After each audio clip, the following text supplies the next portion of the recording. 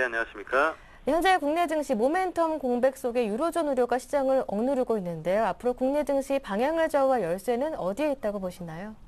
기본적으로는 중국 증시와 함께 유로 네. 지역의 외환 시장의 동향이 좀 핵심이 될 것으로 보고 있습니다. 예.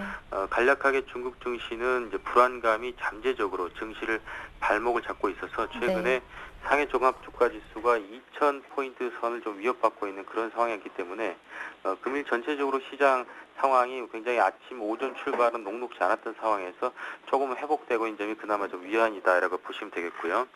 가장 중요하게는 결국 증시의 발목을 강력하게 잡고 있는 유로 지역의 어떤 리스크 가능성 때문에 이제 변동성 강화가 예상된다는 점이 시장 키로 주목이 되어야 될 것 같습니다.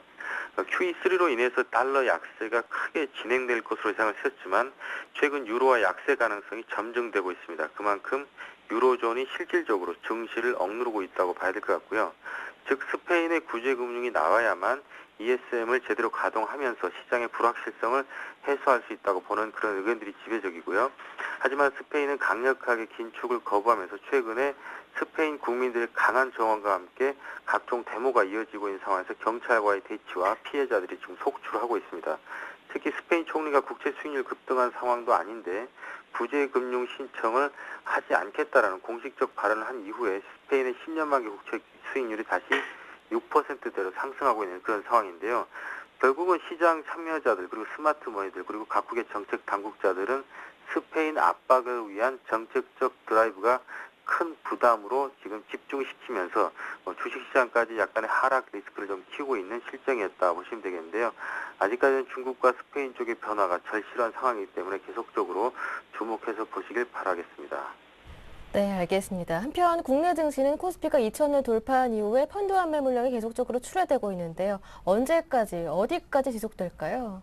최근에 인덱스를 추종하지 못하는 펀드들이 거의 대부분입니다. 또한 투자 자문사들의 액티브한 레버 카운트 신형 상품들도 인덱스를 하회하고 있기 때문에 지금은 신뢰감이 아주 극도로 상실돼 있다고 보시면 되겠는데요.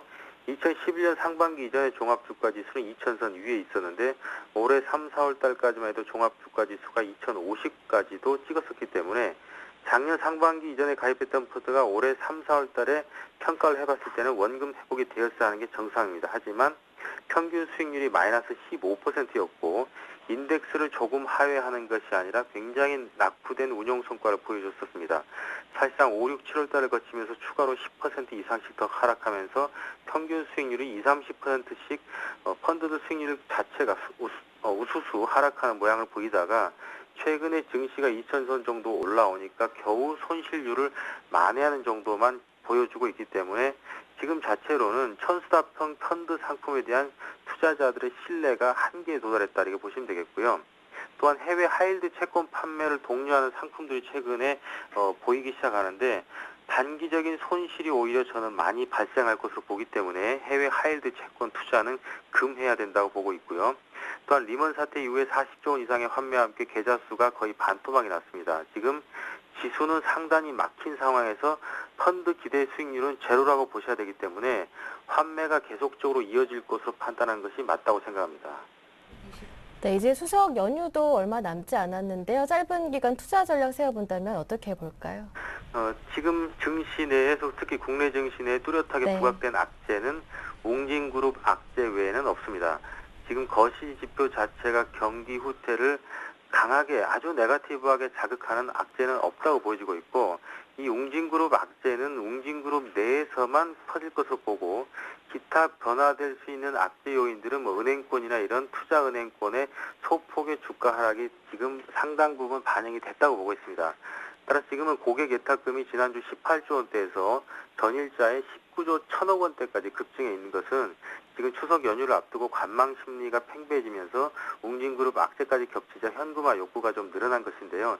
이 자금들이 워낙 저금리인 상황에서 다른 제1금융권으로 도망갈 가능성은 없다고 보입니다. 오히려 지금의 이런 낙폭을 이용해서 오히려 강하게 순매수를 해야 되는데 결국 오늘 오후장 증시에도 플러스 반전은 이러한 그 포지션의 어떤 중요성을 강조하고 있는 것을 보고 있고요.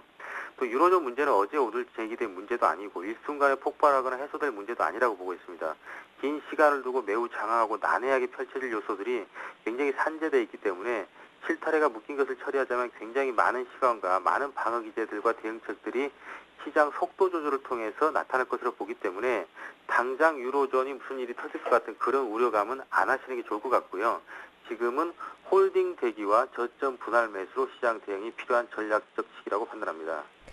네, 이제 중국 황금 연휴도 앞으로 다가왔는데요. 관련주 대응은 어떻게 볼까요? 중국 수혜주 대응, 제가 볼 때는 네. 약간 넌센스적인 판단이라고 보여집니다. 지금 중국 상해 종합주가 지수는 QE3 이후에도 본격적으로 하락세를 보여줬습니다. 따라서 지금 중국에 대한 수혜주가 존재한다는 것 자체가 약간의 넌센스라고 보여지는 것이고요. 중국의 거시 지표는 수입 성장률이 마이너스고요. 전력 생산량이 급감하고 있습니다. 공장 가동률도 감소하면서 통계치와 실질 인플레와의 갭이 크게 발생하고 있기 때문에 중국은 실질 인플레이션율이 상당히 크게 곡물 가격 급등으로 부담이 되고 있는 것을 감안해 보면 중국 수혜주를 찾지 마시고요.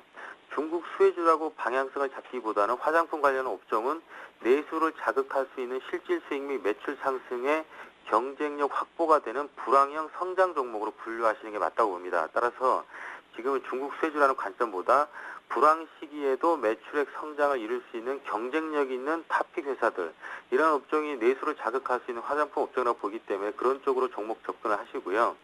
지금은 중국 증시가 많이 빠졌기 때문에 바닥이다라고 얘기하는 분석 자체가 아무 근거가 없다고 보셔야 되기 때문에 지금은 중국에 대한 전략보다는 종목별 대응과 업황적 불황형 업황 대응이 필요한 시기라고 종목을 찾아야 되겠습니다.